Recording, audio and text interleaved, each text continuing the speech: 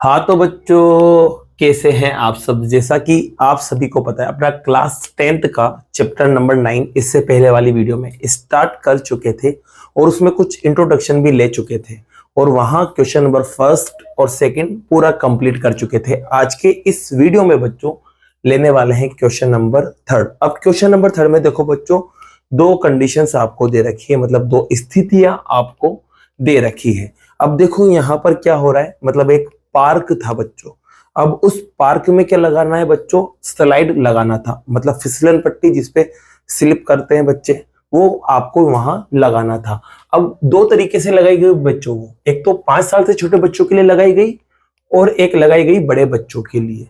तो अपन पहले बात करते हैं 5 साल से छोटे बच्चों के लिए। तो 5 साल से छोटे बच्चों के लिए उसने क्या कहा है बच्चों, कि जो स्लाइड लगाई गई थी, जो फिसलन पट्टी लगाई गई थी, उसकी ऊंचाई जो है ग्राउंड से वो कितनी होना चाहिए, 1.5 मीटर होना चाहिए। तो देखो बच्चों, सबसे पहले मैंने ये ग्राउंड बना लिया, ठीक है।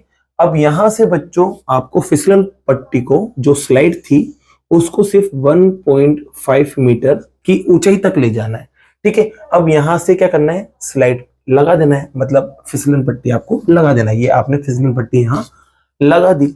अब क्या कहा है बच्चों आपसे, कि ये जो स्लाइड है ना, मतलब फिसलन पट्टी, वो इस ग्राउंड के साथ एक एंगल बनाएगी, मतलब कोण बनाएगी। वो कितना है, 30 डिग्री। तो यहां लिखेंगे आप 30 डिग्री, ठीक है।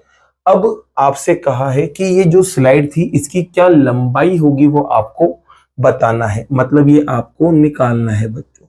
तो देखो, इसका सबसे पहले आप नामकरण करिए। यहाँ ए लिखेंगे, यहाँ बी लिखेंगे और यहाँ सी लिखेंगे। अब आपको पता है, जब भी कोई भी चीज खड़ी रहती है तो वो 90 डिग्री बनाती है।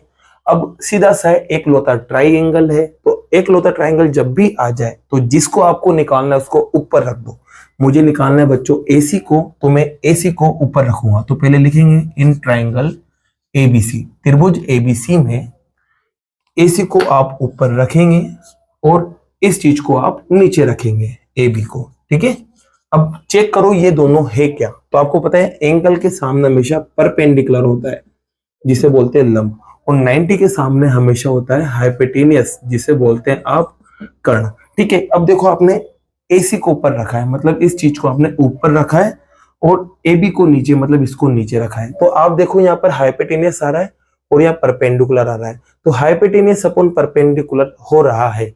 हाइपोटेनियस अपॉन परपेंडिकुलर, देखो ये रहा हाइपोटेनियस अपॉन परपेंडिकुलर, जिसे बोलते हैं कर्ण बटा लंब। ये क्या बन रहा है, आप देख सकते हो, ये बन रहा है कोसेक। तो यहाँ बच्चों क्या बन रहा है, आपके कोसेक बन जाएगा। तो यहाँ कोसेक लिख देंगे और जो एंगल दे रखा है उसको यहाँ रख देंगे। अब देखो, एसी आपको पता करना है, तो एसी एज इट इज, एबी आपको पता है कितना है, 1.5, तो यहाँ 1.5 आ जाएगा।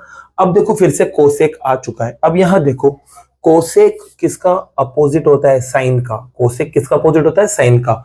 तो आप साइन 30 को सोचो, साइन 30 होता है 1/2। उल्टा कर दो बच्चों इसका, तो उल्टा करेंगे तो 2/1 आएगा, 1 नीचे लिखते नहीं है तो ओनली 2 रह जाएगा। तो कोसेक 30 की वैल्यू कितनी आ जाएगी बच्चों, 2 आ जाएगी। अब इसको क्या करना है, 1.5 को आपको उधर की तरफ ले जाना है, और उधर जाते क्या हो जाएगा, ये मल्टीप्लाई हो जाएगा। तो 1.5 2 से मल्टीप्लाई हो जाएगा, और मल्टीप्लाई करोगे तो 30 आएगा बच्चों, और पॉइंट 1 के बाद लगा देना। अब पॉइंट के बाद 0 की वैल्यू नहीं होती, तो सिर्फ आपके पास 3 बचा रह जाएगा, और यही आपका क्या है बच्चों, आंसर है। या मीटर लगा देना, आंसर आ चुका है, ठीक है। तो ये हुई आपके पास 5 साल से छोटे बच्चों की कहानी। अब बड़े बच्चों की कहानी भी सुन लो बच्चों। तो बड़े बच्चों के लिए देखो क्या कहा है, जो हाइट है ना उसको 3 मीटर तक ले जाने के लिए बोला है, और जो एंगल है उसे 60 डिग्री कर देना है, बस इतना सा बोला है। तो यहाँ पर देखो, इसको आपको 3 मीटर ऊंचा ले जाना है और एंगल सिर्फ 60 डिग्री करना है, और इस कंडीशन में भी आपको इसकी ही लंबाई निकालना है। तो सीधी सी बात है, यही चीज लगेगी, बस यहाँ पर 60 डिग्री हो जाएगा। अब देखो, ये भी बदलेगा, ये भी क्या होगा, बदलेगा। एसी तो एज इट इज, ए भी अब कितना हो चुका है, 3 हो चुका है। अब कोसेक 60 की बात करते हैं, तो कोसेक अभी बताया था साइन का उल्टा होता है। तो साइन 60 को सोचो ना भाई, तो साइन 60 होता है √3/2। इसका उल्टा कर दो तो 2/√3 होगा। आपके पास क्या होगा बच्चों, 2/√3, ये आपके पास हो जाएगा। अब आपको करना क्या है बच्चों, एसी को निकालना है, तो ये 3 उधर जाके मल्टीप्लाई हो जाएगा। चलो मल्टीप्लाई करते हैं, तो 2 को 3 से मल्टीप्लाई करेंगे 6, और अपॉन में √3। देखो नीचे रूट आ रहा है, इसको हटाना पड़ेगा, और हटाने के लिए आपको बता रखा है बच्चों मैंने, जो भी नीचे नंबर है उसको ऊपर नीचे बस मल्टीप्लाई कर दो। इसे बोलते हैं आप रेशनलाइजेशन, मतलब परिमेयकरण इसे कहा जाता है। तो AC जो है आपके वो कुछ इस तरह से निकलेगा, 6 को √3 से इंटू करेंगे 6 √3 बनेगा, और √3 इंटू होंगे तो सिर्फ 3 बनेगा। 3 से 6 कट जाएगा 2 बार, तो आपके पास आएगा 2 √3 और पीछे मीटर लगा देना। ये आपका दूसरा आंसर भी आ चुका है। इसी के साथ बच्चों आपका क्वेश्चन नंबर 3 क्या होता है, कंप्लीट होता है।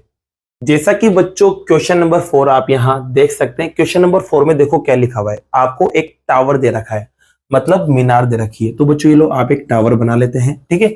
अब क्या कहा है बच्चों, जो टावर है ना, अब उसको पहले एक ग्राउंड पे खड़ा करना पड़ेगा। अब ये टावर का जो फुट है, फुट को बोलते हैं बच्चों पाद बिंदु, मतलब उसके पांव को फुट कहा जाता है, ठीक है। अब यहां से आपको 30 मीटर की डिस्टेंस पर, मतलब 30 मीटर की दूरी पर एक पॉइंट लेना है। तो बच्चों जैसे कि मान लो ये एक पॉइंट यहाँ है, जो कि यहां से यहां तक कितना मीटर दूर है, 30 मीटर दूर है। अब यहां से बच्चों आपको क्या बनाना है, एंगल ऑफ एलिवेशन बनाना है, मतलब उन्नयन कोण बनाना है। अब आपको पता है ये कहां बनता है, ऊपर की तरफ बनता है। तो उसने कहा है कि यहां पर जो एंगल बनेगा ना ऊपर की तरफ, वो कितना बनेगा बच्चों, 30 डिग्री बनेगा। आपसे साफ साफ बोला हुआ भी है कि जो टावर है ना उसके टॉप का, मतलब शिखर के मीनार के शिखर का जो उन्नयन कोण है वो कितना है, 30 डिग्री। आप लैंग्वेज में पढ़ लेना, आपको समझ में आ जाएगा। इतना आपको दिया हुआ है और आपसे कहा है कि ये जो टावर था, मतलब मीनार था, इसकी आपको ऊंचाई निकालना है बच्चों। तो मान लेता हूं ये ऊंचाई क्या है, h है, और इसका नामकरण कर देते हैं बच्चों। ये a है, ये b है और ये c है यहाँ पर, ठीक है। अब मैंने मान लिया कि ऊंचाई h है, तो बच्चों और किसी चीज को खड़ा करते तो 90 डिग्री बनाता है, सीधी सी बात है। तो यहाँ पर वही रूल लगाएंगे, जिसको पता करना है उसको ऊपर और जो दे रखा है उसको नीचे। तो पकड़ते हैं इस ट्राइंगल को, तो लिखेंगे इन ट्राइंगल ABC। अब बच्चों मुझे क्या करना है, AB को पता करना है, तो AB को रखेंगे ऊपर और जो दे रखा है उसको नीचे। दे क्या रखा है, BC, तो इसको नीचे रख देंगे। अब आप खुद देख सकते हो इसके सामने होता है हमेशा परपेंडिकुलर, जिसे बोलते हैं लंब, और ये 90 के सामने हाइपोटेनियस होता है, मतलब कर्ण, और नीचे वाला होता है बेस, मतलब आधार, ठीक है। तो आप देख सकते हो मैंने इसे ऊपर रखा है और इसको नीचे रखा है, मतलब परपेंडिकुलर ऊपर आ रहा है और बेस नीचे आ रहा है। तो परपेंडिकुलर अपॉन बेस मतलब लंब बटा आधार क्या होता है बच्चों, 10 होता है। तो यहाँ पर आप लिख देंगे 10 और साथ में एंगल चिपका देंगे। एंगल कितना है, 30 डिग्री, ठीक है। इसको चलो सोल्व करते हैं बच्चों। तो यहाँ पर AB को तो आपने h मान लिया है। फिर बात करते हैं BC। BC कितना है, 30, और 10 30 की वैल्यू क्या होती है, तो 10 30 की वैल्यू होती है बच्चों 1/√3। ये 30 को बस उधर ले जाके मल्टीप्लाई कर देना है। तो 30 1 से मल्टीप्लाई होगा तो 30 बनेगा और अपॉन में √3 आ जाएगा। अब देखो फिर से नीचे रूट आ रहा है, तो रूट हटाने के लिए क्या करते हैं बच्चों, रेशनलाइज करते हैं, आपको पता है। तो ऊपर नीचे √3 और √3 से मल्टीप्लाई करना है, तो मल्टीप्लाई करते हैं। h एज इट इज 30 को √3 से मल्टीप्लाई करेंगे, 30 √3 आएगा, और √3 इंटू होके 3 बन जाएगा। 3 से 30 कट जाएगा 10 बार, तो आपके पास मिलेगा 10 √3 और पीछे लगा देना मीटर। यही बच्चों आपका क्या है, आंसर है। और क्वेश्चन नंबर 4 बच्चों आपका इसी के साथ कंप्लीट होता है। बाकी के जो क्वेश्चन है बच्चों वो नेक्स्ट वीडियो में करते हैं। अगर वीडियो पसंद आई हो तो वीडियो को लाइक कीजिए, चैनल को सब्सक्राइब कीजिए। Thank you so much.